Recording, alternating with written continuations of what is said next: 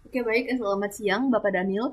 Saya Fide Angelia Anggoro Ning Ayu dengan NPM 24130234. Hari ini saya akan mempresentasikan dokumen rancangan sistem saya yang judul dengan Motivation Monitoring sebagai sistem pemantauan motivasi beasiswa berbasis lokal atau offline. Nah, menurut MDA pada penelitiannya pada tahun 2018 menyebutkan bahwa motivasi belajar merupakan faktor penting yang mempengaruhi keterlibatan, ketekunan, dan juga keberhasilan akademik siswa.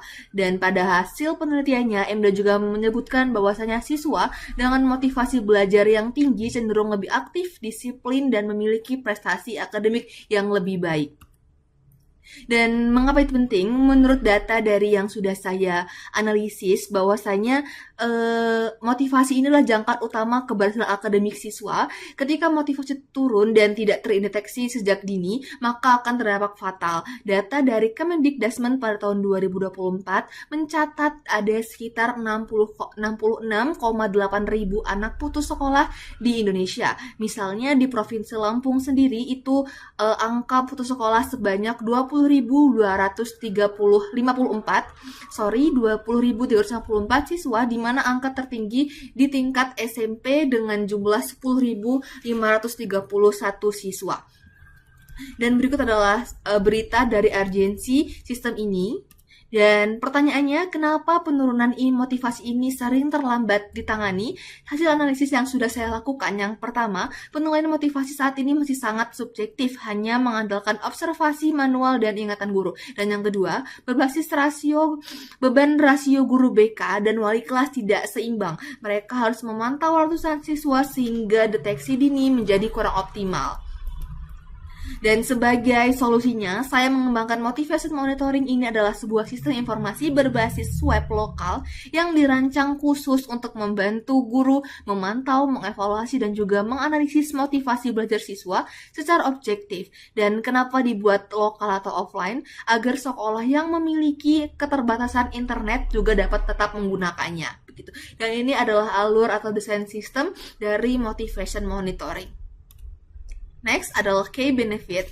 Key benefit ini dibedakan menjadi 3. Terdapat key benefit bagi guru, sekolah, dan juga bagi siswa. Dapat dilihat pada gambar.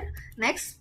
Dan berikut adalah prototype preview. Terdapat halaman login, halaman dashboard, data siswa, halaman log aktivitas, input assessment, laporan grafis, notifikasi, rekomendasi, profil saya. Dan ini adalah prototype preview dari sistem motivation monitoring.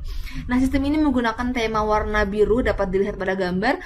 Kenapa warna biru? Karena itu membangun kesan tenang dan objektif. Karena sistem ini berkaitan dengan psikologi siswa ya, dan alur kerjanya dibedakan menjadi 3.